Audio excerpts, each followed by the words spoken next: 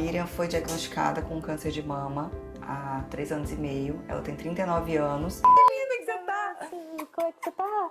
Tô ótima. Muito Ó, eu não te bem. vejo, mas eu acompanho Fica tudo, tá? aqui. Eu vejo, eu tô bem. Então você tava aí com 35 35 anos.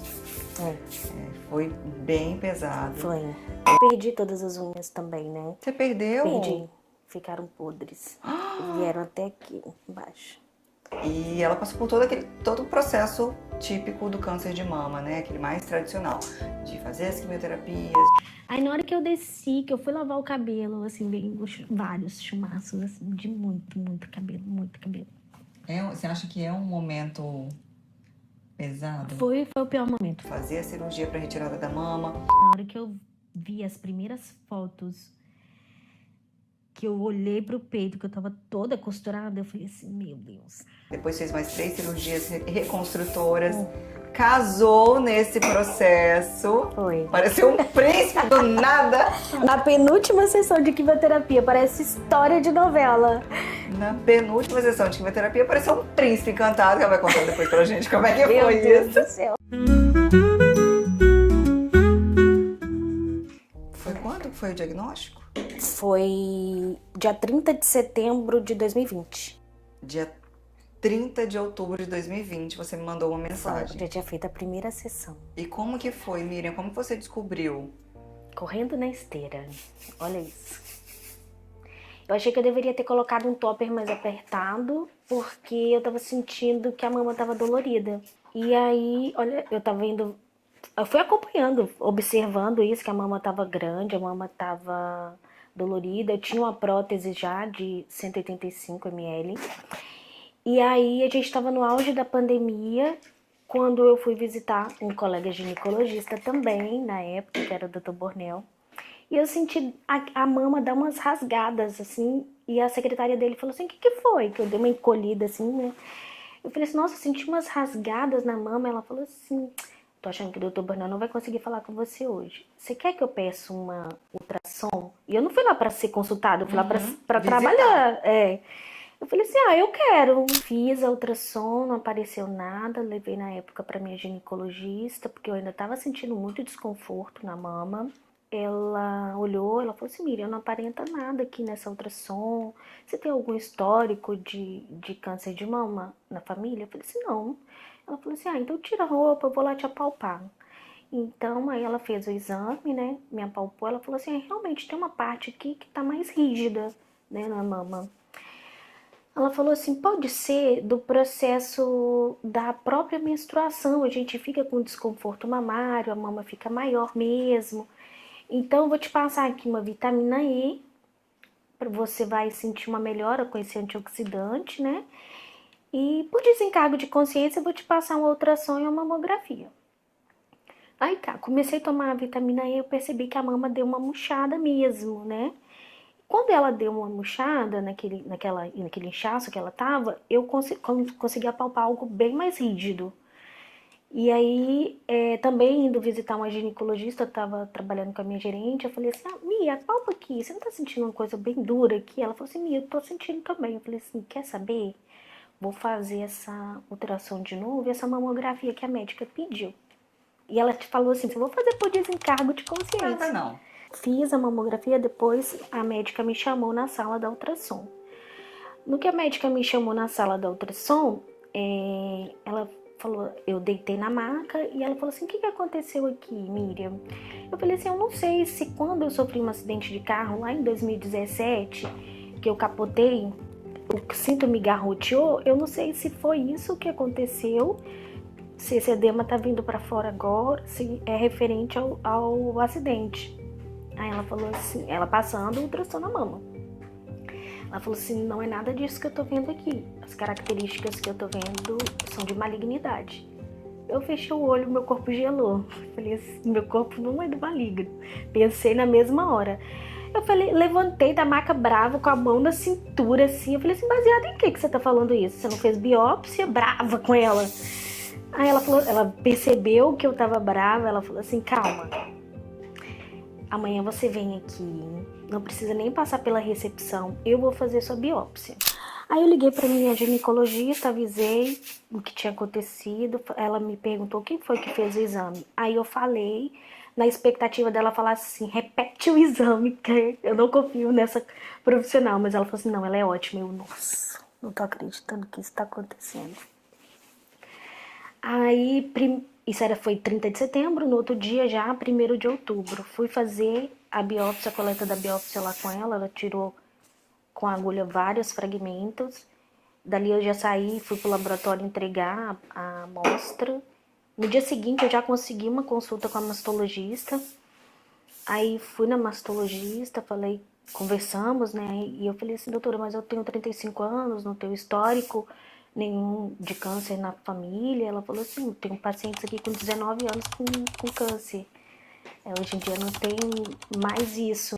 Eu falei assim, não, isso não tá acontecendo, isso é um pesadelo, né? Não conversa, porque eu tava fazendo atividade física, tava na melhor performance física no momento, trabalhando com todo o gás e esse diagnóstico vindo à tona, né? Aí acabou, né? Já se vê deitada num caixão. Por incrível que pareça, não. Você jura? Juro. Naquele momento, eu entrei em ligação com um amigo, que é um amigo de infância, que não mora no Brasil, ele mora fora.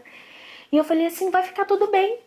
Olha só, saiu o resultado, mas vai ficar tudo bem. Eu acabei de ver um estudo maravilhoso. A paciente foi operada, ficou bem, tá 100% curada. Vai ficar tudo bem. Você vai ver, eu vou ficar 100%. Eu ainda tentei ficar com meu cabelo. A minha irmã chegou com meu sobrinho, meu cunhado, para poder ficar comigo na próxima sessão de quimioterapia. E aí ela falou assim, Miriam, raspa logo esse cabelo. Eu falei assim, eu não quero. E ela ficou insistindo demais. Eu falei assim, quer saber? Eu não quero dar trabalho para ninguém, não. Tudo que eu não queria era dar trabalho para ninguém no tratamento. Aí eu fui lá, cortei o cabelo. Na hora que eu cortei o cabelo, eu falei assim, nossa, aqui eu não me reconheço. Primeiro porque já ficou na raizinha e tava bem escuro, né? E meu cabelo, nunca fiquei com cabelo escuro. Então ali já foi um baque de emoção. E aí na penúltima sessão de quimioterapia, porque a primeira, minha mãe ficou comigo. A segunda, minha irmã veio ficar comigo. Eu tinha que fazer um revezamento porque as pessoas entravam e saíam, iam na rua. E tudo que eu não precisava era pegar Covid estando em tratamento. Não precisava tratar outra coisa.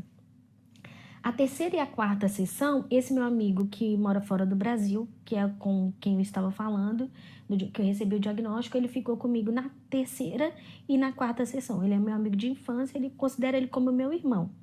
E aí, quando ele havia ido embora, eu precisava de alguns itens em casa que já tinha acabado. Itens de higiene pessoal, papel higiênico, sabonete.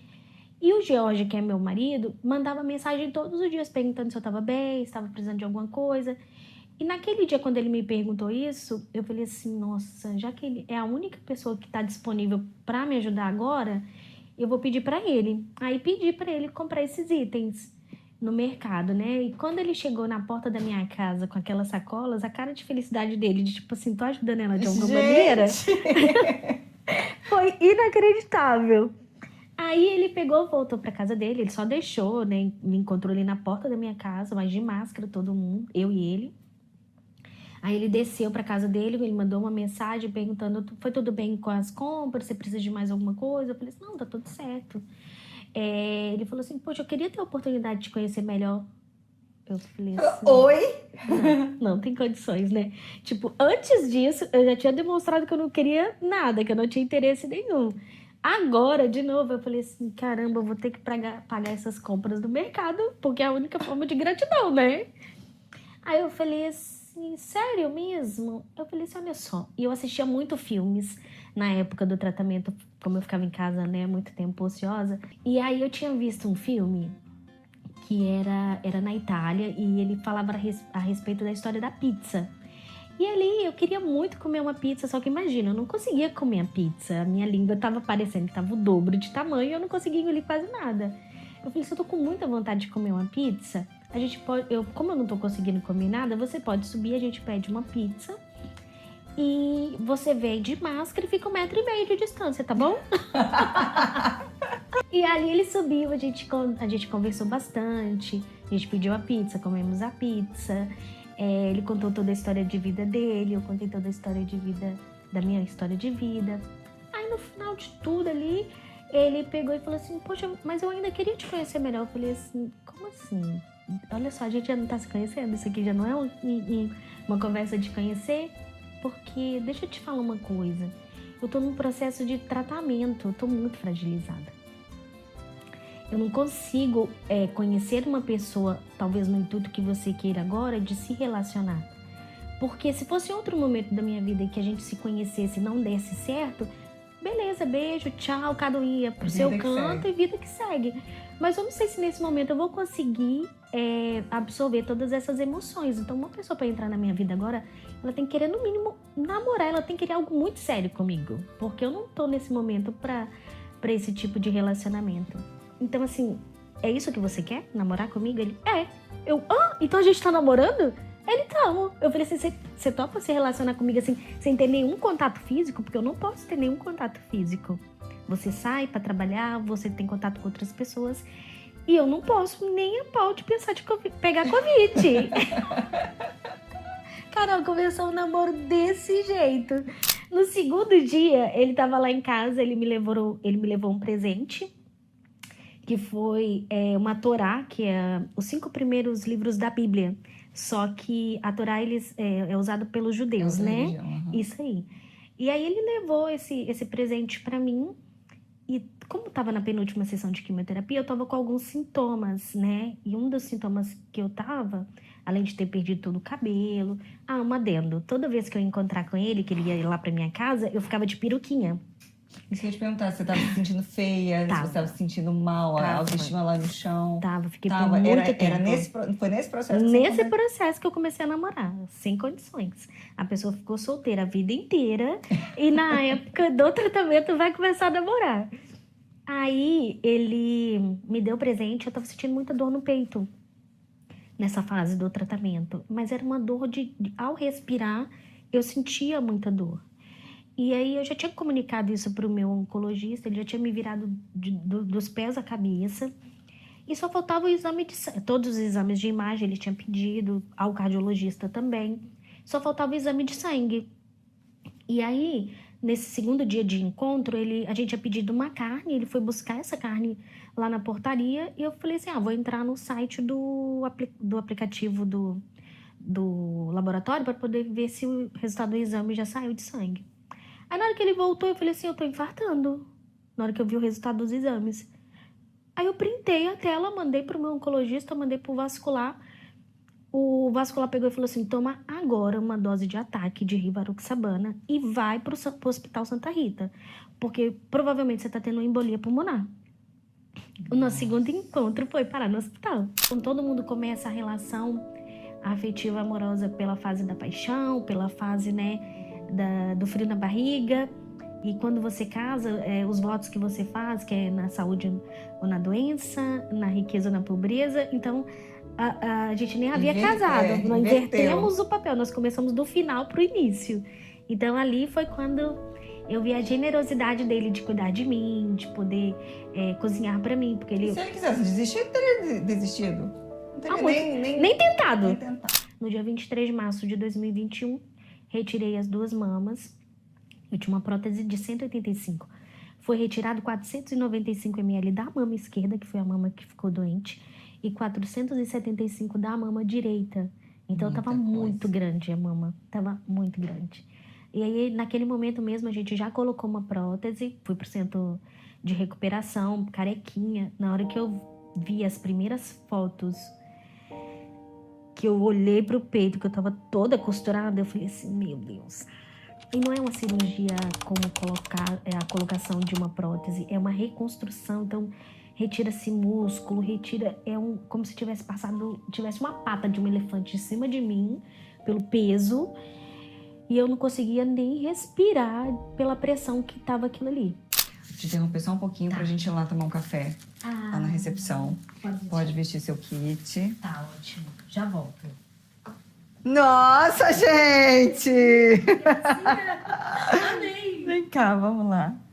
Quando eu vi a cicatriz, pela primeira vez a cicatriz da mama, era como se aquilo ali fosse um sinal pra mim, entendeu? Que Você sempre lembrar. Pra eu sempre lembrar que eu vivi um momento muito ruim, mas que eu venci esse momento, venci com vida.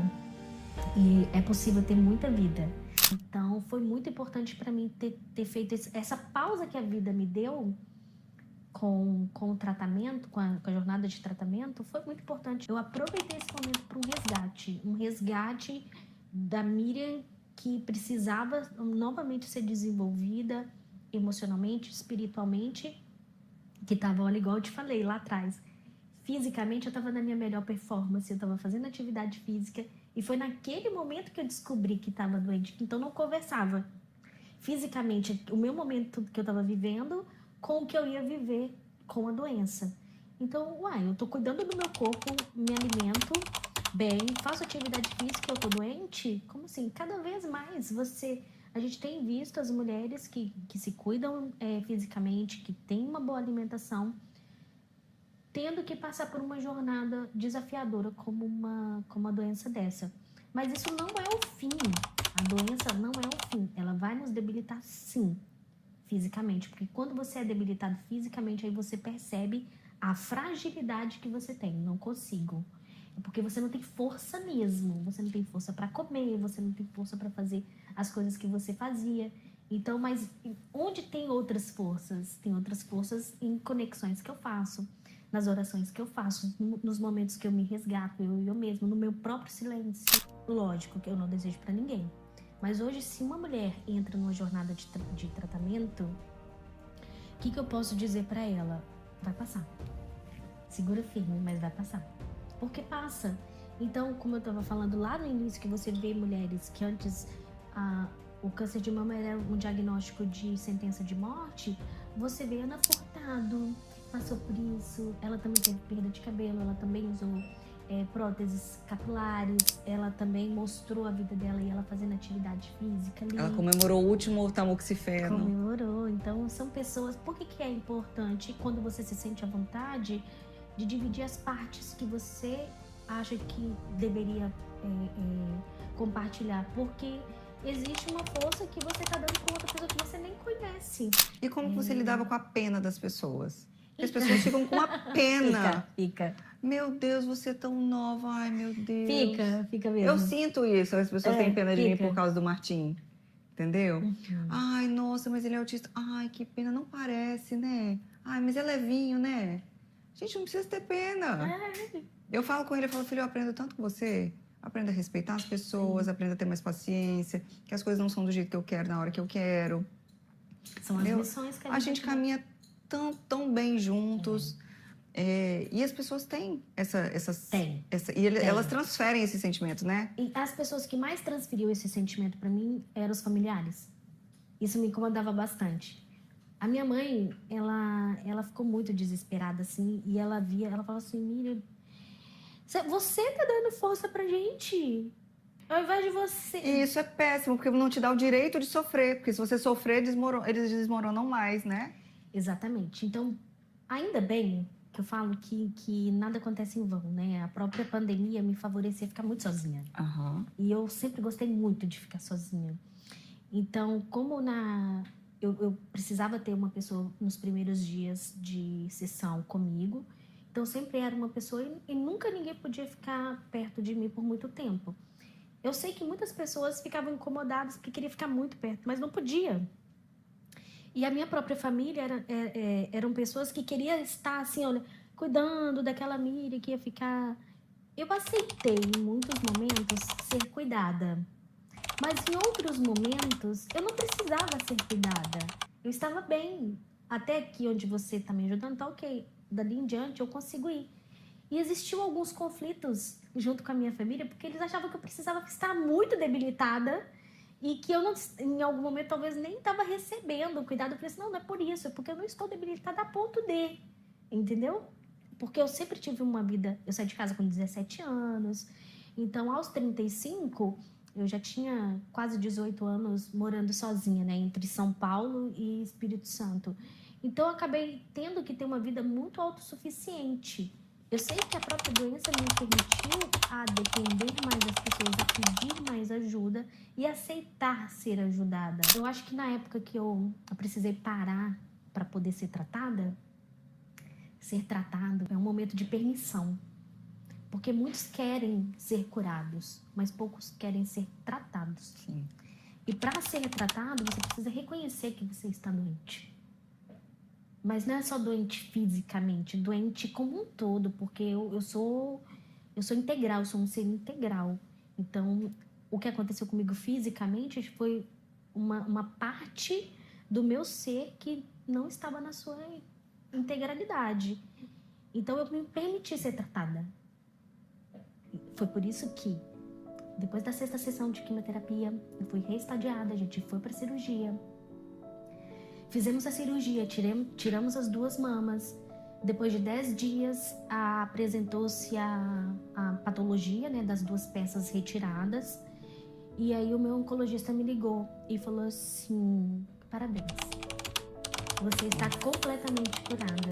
Não tem nenhuma neoplasia mais na sua patologia das peças retiradas. Naquele momento eu caí de joelho, falei assim: meu Deus, obrigada, obrigada, obrigada, obrigada. E ele falou assim: Miriam, a melhor parte, você não vai precisar fazer radioterapia. Não tem o que irradiar. Então você não vai precisar fazer radioterapia. Agora a gente só vai seguir com o protocolo, porque eu preciso cumprir o protocolo, com os 2 anticorpos. Você não vai precisar mais passar por aquela quimioterapia citotóxica que você passou nas 6 primeiras sessões. Então a partir de agora é vida normal. Você não fica mais debilitada, não te causa mais queda de cabelo, não te danifica fisicamente de nenhuma forma. E aí a gente continuou. Eu continuei a cada 21 dias. Eu tenho uma marca aqui que foi do catéter, né? Que é onde eu fazia a infusão. Mas eu fazia infusão, eu tava lá com meu tablet trabalhando, vida que segue. Então meu cabelo já tava bem curtinho, já tava crescendo. Foram 11 sessões. Então foi por isso que eu fiquei afastada do trabalho por 1 ano e 3 meses. Porque a empresa falou assim: por mais que você esteja bem, que você esteja curada, mas a gente vai te preservar, porque a gente está vivendo um momento do mundo que era uma pandemia. Então, por conta disso, eu ainda continuei. Me preservaram. Você já parou para pensar o que teria sido de você e do seu tratamento se você não tivesse a rede de contatos médicos que você tem? Então, você trabalhava com médicos. E se você não tivesse plano de saúde? Já pensei. E aí? Talvez não estivesse aqui. Porque os recursos... Isso é muito pesado, porque poucas pessoas têm acesso. Poucas. Em média, dura 200 dias para uma mulher conseguir fazer uma mamografia pelo SUS. Na época, quando eu comecei a fazer o tratamento, inclusive, eu fiz parte de um projeto que se chama Juntos pela Mama, onde, através do próprio WhatsApp, essa mulher que passa por uma UPA, um postinho, ela consegue antecipar esses exames. Então, as mulheres... Do SUS, tá? Então, tem um algoritmo que já recruta quando ela começa a falar, a descrever ali os sintomas que ela tem, e ali conseguiu, sim, antecipar muitas mulheres. E na mesma época que eu estava em tratamento, por exemplo, a mãe da menina que faz a minha unha, ela fez todo o tratamento dela pelo SUS, por conta desse projeto que meu oncologista fazia parte. E ficou bem. E ficou bem. Tá ótimo. Mas imagina, se eu não estivesse aqui, imagina se eu estivesse ainda em Minas Gerais, se eu não tivesse a rede de apoio que eu tenho, se eu não trabalhasse numa empresa tão boa que me desse um plano de saúde tão bom, em que todo o meu tratamento foi custeado pelo plano de saúde, talvez eu não teria os recursos e não... Porque uma célula cancerígena, ela se multiplica muito rapidamente. Sim. Então, quando a gente fala de tempo, o tempo é vida, de verdade, para uma mulher que apalpou algo e sentiu algo diferente. Ela precisa não ficar com medo. Ela precisa correr contra o tempo. Porque imagina, olha só, 5 centímetros de tamanho de uma lesão. Miriam, como assim? Você é uma pessoa esclarecida. Como que você não percebeu? Não percebi por causa da prótese. Porque a prótese já deixa a mama enrijecida. Tanto que quando eu percebi, eu estava correndo na esteira, eu estava fazendo atividade física. Então, realmente, uma mulher no SUS, ela precisa correr contra o tempo. Sim. É muito pesado isso, né? É. Muito pesado, que são realidades completamente diferentes. Poucos homens realmente apoiam suas parceiras através do tratamento do câncer de mama. Isso aqui eu vou até rasgar, isso aqui. Porque no meu caso... Não se aplica. Não se aplica. O movimento de conscientização sobre o câncer de mama se tornou muito comercializado. Você acha? Concordo. Por quê?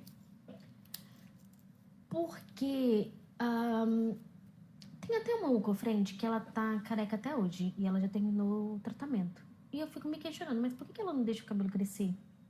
O cabelo dela pode crescer. Então eu vejo que, por exemplo, algumas pessoas usam... Oncofrente que você fala são mulheres... É uma amiga oncológica. Não, mulheres que estão passando pelo processo. Exatamente. E ela continua raspando a cabeça... Sem estar no tratamento. Ela já finalizou o tratamento. Então, eu vejo que existe uma questão forte comercial por trás do Outubro Rosa, mas que, de fato, se empresas, se pessoas vestissem mesmo a camisa do Outubro Rosa, é um processo de prevenção. É um processo que você precisa se tocar, um processo que você precisa se analisar. Você precisa fazer exames. Não é só levantar uma bandeira rosa. Não é só isso. Então, de fato, eu acho que tem muito mais comércio do que de conscientização, que prática de fazer um exame. Será que vai vir muita crítica nessa fala? Meu Deus do céu. Prepare-se. Na dúvida, não leia os comentários. A preocupação com o câncer de mama é exagerada em relação à sua real incidência. Não é verdade. Não é verdade. Na verdade, até subjugado, Sim. né? Porque a maioria das mulheres, quando apalpa algo diferente, a primeira coisa que todo ser humano faz é a negação. Depois que você, de fato, começa a perceber alguns outros sintomas, ou que aquilo está crescendo, tomando uma proporção que você não queira, que você vai buscar e talvez seja tarde demais. Tomou uma evolução. Uma vez eu palpei, acho que eu estava saindo para fazer uma consulta de pré-natal e a pasta do pré-natal encostou aqui. Aí doeu, eu bati a mão um nódulo. Aí você pensa, já quase desmaiei na hora, lembrei de você, porque foi na pandemia também. Eu acho que eu lembro dessa história. E já me vi deitada no caixão, e meus Deus. meninos chorando, assim, dramática. Ai, eu vou morrer, meu Deus, não acredito que eu... E aquilo ali, aí vai fazer ultrassom, era um linfonodo. Minha prótese tá velha, tá antiga, já tá encapsulada e o linfonodo se formou ali. Mas sabe aquele choque? Aquela hora que você fala, meu Deus, e agora? Posso te contar uma outra situação que aconteceu? Logo depois de ter reconstruído, eu apalpei uma bolinha debaixo do mamilo reconstruído. Nossa. Aí passou um filme pela cabeça. Eu tinha acabado de voltar de férias, eu e meu marido e um casal de amigos. Eu tinha voltado da Bahia. E ali passou um filme. Eu falei assim, não, calma, Miriam. Aí até pra colocar a cabeça em ordem, você já viveu isso? Você sabe que existe cura? Tem como ficar bem? Então calma, respira. Se for, você vai fazer de novo. Não tem problema. Tentando conversando com você mesmo, né? Até que você comprove que focinho de porco não é tomada.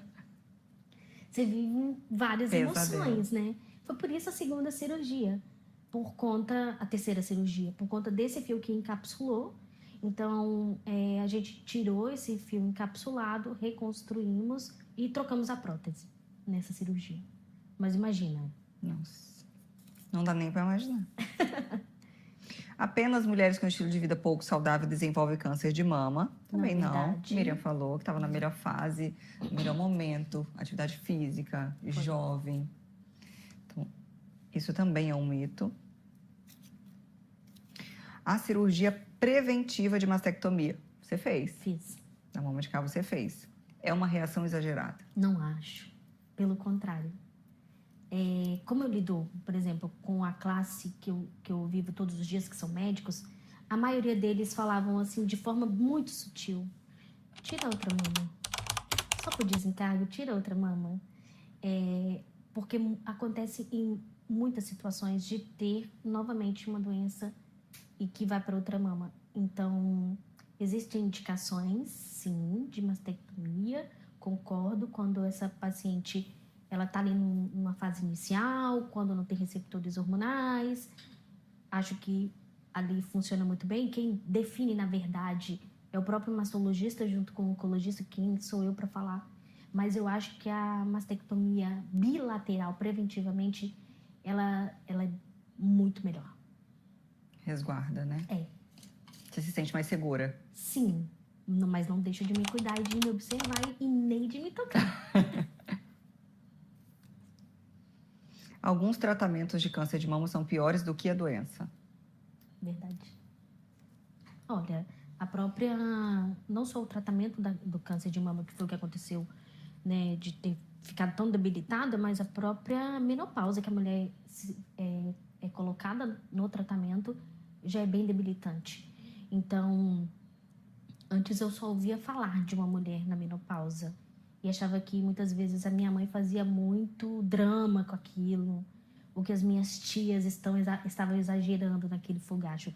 Mas na hora que eu passei na pele... Você lembrou na hora. Aí eu falei assim, hoje eu me compadeço com a mulher que está na menopausa. De fato, é devastador. Mas muitas vezes a mulher na menopausa, ela tem a opção de fazer tratamentos, reposições, né? A terapia hormonal. Você não tinha essa opção. Não tinha. Exatamente. A gente tem alguns outros recursos, hidratante vaginal para o ressecamento, laser, mas você era super limitada e restrita. E, na verdade, ainda sou. Quando isso vir a acontecer, que eu espero que seja bem tardio, eu não posso fazer nenhuma reposição hormonal. Sim. Eu não posso fazer uso de contraceptivo hoje, por exemplo. Até mesmo a contracepção hoje minha, nem o próprio DIU que não é hormonal, para mim é um problema, porque eu faço ressonância e não posso ter nenhum metal no corpo. E aí, como é que faz? Além disso, pode piorar sangramento, aí fazer um processo de anemia, em algum momento, se você tiver um fluxo exagerado. Exatamente. Por isso que a medicina pelos alimentos hoje, para mim, ela é muito real. Os chás, para mim, é uma partícula muito, muito pequena, mas tem muito efeito terapêutico para mim também. Sim. A própria aromaterapia, que foi na época quando eu estive em menopausa, era algo que eu fazia e ainda faço. Então, ajuda muito. Eu coloco ali o blend do óleo essencial de sálvia com gerânio e lavanda na hora que eu vou tomar banho, fico inalando ali, aquilo ali, já melhora muito. Super relaxante. Muito. Câncer de mama é mais um desafio mental do que físico. Acho que as duas coisas, né? Porque quando você é abatido no físico, inevitavelmente você vai ter que recorrer a alguma outra fortaleza sua. Todos nós, quando ficamos fisicamente abatidos, a gente vai ter que buscar uma outra fortaleza. Porque o físico é a sua vitalidade, a sua energia. Essa semana eu estive trabalhando em Cachoeiro de Itapemirim, né? Aí eu voltei lá, faz muito calor. Eu voltei na quinta-feira, na hora que eu cheguei em casa, eu ainda fui arrumar o porta-mala ali, né? Com as coisas que eu já me preparando para a próxima semana. E na hora que eu cheguei em casa, eu falei assim com meu marido, nossa, foi cansativo, mas pensa numa pessoa que tá com energia, que tem vitalidade. Nossa, eu falei assim, obrigada. Que sensação boa. Que sensação boa. É você ter vitalidade, é você ter energia, você acordar e querer fazer uma atividade física, você querer comer bem, você olhar um dia bonito e apreciar o dia, você observar os pequenos milagres no dia. É muito bom você poder caminhar, ir e vir, sem ter ajuda, sem precisar de ter ajuda de alguém. Quando eu falo isso com muito meu marido, eu falo assim, olha, eu quero envelhecer, mas eu quero levar meu corpo. Eu não quero que ninguém precise carregar o meu corpo. Seja lá, você ficar de cadeira de rodas, com a bengala. Então, eu preciso cuidar muito bem desse veículo, porque, afinal de contas, é um veículo, né, do meu espírito. Sim. Então, é um conjunto de coisas. A gente não é só... Nós não somos só o espírito carregando dentro do veículo. Nós precisamos cuidar desse veículo, desse corpo. E nós precisamos cuidar muito mais também das nossas emoções, porque elas realmente também nos adoecem. E para finalizar, vamos falar do neném. Ai, meu Deus do céu. Você vai tentar engravidar? Estou tentando Já está tentando? Estou tentando. Na verdade, eu não posso fazer nenhuma contracepção, né? Todas as minhas funções estão ok. Preservadas. Inclusive, fizemos contagem de folículos. Está dentro da normalidade para minha idade. Meu antimuleriano está ok para dentro da minha idade também. Então, estou com a minha fertilidade ok. Só no último mês que eu preciso dar uma olhada melhor na minha progesterona, que ela deu uma caidinha. Mas como eu faço... Eu tenho uma nutricionista que ela é especialista em fertilidade, que eu acompanho. Ela fala muito a respeito da alimentação, suplementação, das propriedades que tem na alimentação. Então, a gente tem riqueza na nossa natureza, né? As sementes, que ajudam bastante a gente, a nossa microbiota também, que ajuda muito por conta da regulação dos nossos neurotransmissores que ficam ali a nível intestinal. A gente já sabe que a mulher é muito constipada, né? Então, quando a gente favorece, a gente coloca-se num lugar maior de fertilidade. Porém, eu não sei fazer ouvido, eu não sei fazer olho, eu não sei fazer boca. Então, quem sabe fazer isso é só Deus, Ele que manda. Meu corpo vai só receber. Então, mas eu preciso estar com esse corpo mais saudável possível para poder receber. Não é verdade? Você já achou o caminho, é só projetar o bebê. Isso aí, menina, sonho tanto com ele. Sonho demais com o bebê, sonho demais. Mas na hora que Deus quiser, ele vem. Tudo tem seu momento. Isso aí. Então, a gente conversou com a Miriam hoje. A Miriam... Você gosta desse termo sobrevivente do câncer de mama? Parece que estigmatiza um pouco, né? E parece que sua vida se resume a isso. Câncer de mama. Como se fosse o protagonismo da sua vida fosse isso. Não foi. Eu costumo dizer que eu passei por um processo de tratamento de uma doença que foi o câncer de mama. E cada vez mais o câncer ele tem sido mostrado como uma doença crônica, né? Ele nunca me teve. Eu tive câncer de mama, mas ele nunca me teve. E já foi. E já foi. Já veio, fez sua função e já foi. Foi embora. Isso aí. E foi um privilégio conversar com ela, com uma pessoa tão querida, de 39 anos. E encontrou seu grande amor durante o processo.